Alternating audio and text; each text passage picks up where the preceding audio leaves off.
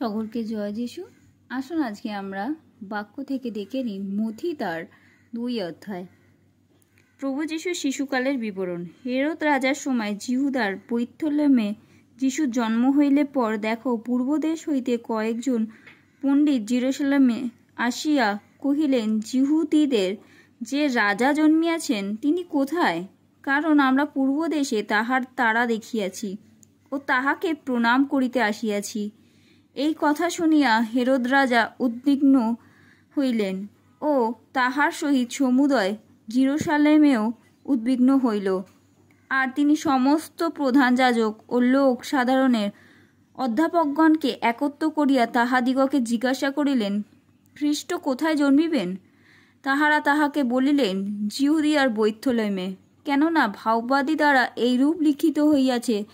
আর তুমি যে জিহুদা দেশের বৈথলেম, তুমি জিহুদার অধ্যক্ষদের মধ্যে কোনো মতে ক্ষুদ্রতম নও, কারণ তোমা হইতে সেই অধ্যক্ষ উৎপন্ন হইবেন, যিনি আমার প্রজা ইসরায়েলকে পালন করিবেন। তখন হেরোদ সেই পণ্ডিতগণকে গোপনে ডাকিয়া ওই তারা কোন সময় দেখা গিয়াছিল তাহা তাহাদের নিকটে বিশেষ করিয়া জানাইয়া লইলেন।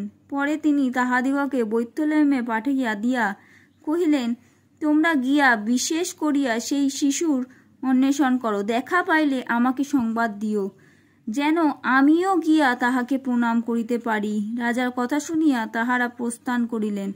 আর দেখো, পূর্বদেশে তাহারা যে তারা দেখিয়াছিলেন তাহা তাহাদের অগ্রে অগ্রে চলিল, শেষে যেখানে শিশুটি ছিলেন তাহার ওপরে আসিয়া স্থগিত হইয়া রইল।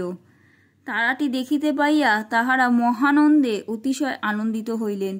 পরে তাহারা গৃহ মধ্যে গিয়া শিশুটিকে তাহার মাতা মরিয়মের সহিত দেখিতে পাইলেন ও ভূমিষ্ঠ হইয়া তাহাকে প্রণাম করিলেন এবং আপনাদের ধনকোষ খুলিয়া তাহাকে স্বর্ণ, কুন্দরু ও গন্ধরস উপহার দিলেন। পরে তাহারা যেন হেরোদের নিকটে ফিরিয়া না যান, স্বপ্নে এই আদেশ পাইয়া অন্য পথ দিয়া আপনাদের দেশে চলিয়া গেলেন। তাহারা চলিয়া গেলে পর দেখো, প্রভুর এক দূত স্বপ্নে যোসেফকে দর্শন দিয়া কহিলেন, ওঠো, শিশুটিকে ও তাহার মাতাকে লইয়া মিশরে পলায়ন করো। আমি যতদিন তোমাকে না বলি ততদিন সেখানে থাকো, কেননা হেরোদ শিশুটিকে বধ করিবার জন্য তাহার অনুসন্ধান করিবে। তখন যোসেফ উঠিয়া রাত্রিযোগে শিশুটিকে ও তাহার মাতাকে লইয়া মিশরে চলিয়া গেলেন এবং হেরোদের মৃত্যু পর্যন্ত সেখানে থাকিলেন, যেন ভাববাদী দ্বারা কথিত প্রভুর এই বচন পূর্ণ হয়, আমি মিশর হইতে আপন পুত্রকে ডাকিয়া আনিলাম।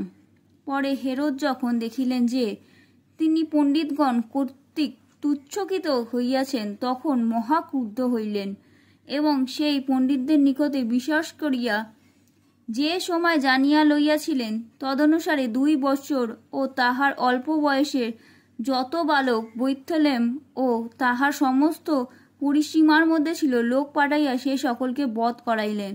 তখন জিরমীয় ভাববাদী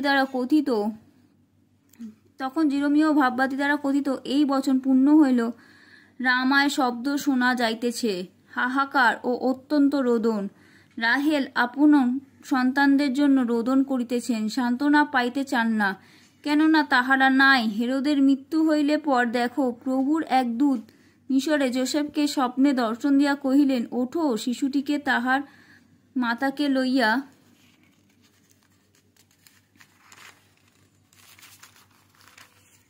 ইসরায়েল দেশে যাও, কারণ যাহারা শিশুটির প্রাণনাশের চেষ্টা করিয়াছিল তাহারা মরিয়া গিয়াছে। তাহাতে তিনি উঠিয়া শিশুটিকে ও তাহার মাতাকে লইয়া ইসরায়েল দেশে আসিলেন। কিন্তু যখন তিনি শুনিতে পাইলেন যে আখিলায় নিজ পিতা হেরোদের পদে জিহুদিয়াতে রাজত্ব করিতেছেন, তখন সেখানে যাইতে ভীত হইলেন। পরে স্বপ্নে আদেশ পাইয়া গালিল প্রদেশে চলিয়া গেলেন এবং নাসরত নামক নগরে গিয়া বসতি করিলেন, যেন ভাববাদীগণ দ্বারা কথিত এই বচন পূর্ণ হয় যে তিনি নাসরীয় বলিয়া আখ্যাত হইবেন। আমেন।